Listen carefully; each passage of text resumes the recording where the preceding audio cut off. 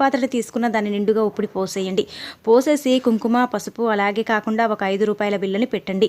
కుంకుమ, పసుపు పవిత్రమైనది. ₹5 బిల్ల ధనాన్ని ఆకర్షిస్తుంది, అప్పుల నుంచి మనని బయటపడేస్తుంది. అలాగే కాకుండా ఉప్పు అనేది చెడు ఉంటే తీసేస్తుంది.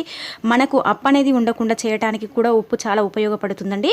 కాబట్టి ఇలా చేసేసి మీరు ఏంటంటే కనుక ఆ పాత్ర అంటే మట్టి పాత్ర కానీ గాజు బౌల్ కానీ ఏదైనా పర్వాలేదు, మీరు ఏది తీసుకున్నా ఇలా నిండుగా ఉప్పుని పోసేసి కుంకుమ పసుపుని పోసేసి ₹5 బిల్లని పెట్టేసి చక్కగా సంకల్పం చెప్పుకోండి. ఇష్టదైవంతో లేదంటే కులదైవం ఉంటారు కదా, అలాంటి వాళ్ళకైనా సరే, మన ఇష్టదైవం కానీ కులదేవత కానీ మన ఇంటి దేవత ఎవరైనా పర్వాలేదు, సంకల్పం చెప్పుకోండి. అమ్మ, అవసరం కోసం ఈ పరిహారం చేస్తున్నాము, మాకు ఈ అప్పు అనేది తీరిపోయేలాగా చూడు తల్లి, మాకు చల్లని చూపు నీపై ఉండేలాగా చెయ్యి, మా అప్పు అనేది ఉండకుండా చూడు అనేసి మనం చక్కగా ఏంటంటే సంకల్పం చెప్పేసుకొని ఆ ఉప్పు పాత్రని వంటగదిలో కానీ లేదంటే పూజ గదిలో కానీ పెట్టుకోవాలి. ఈ 2 చోట్ల మాత్రమే పెట్టాలండి.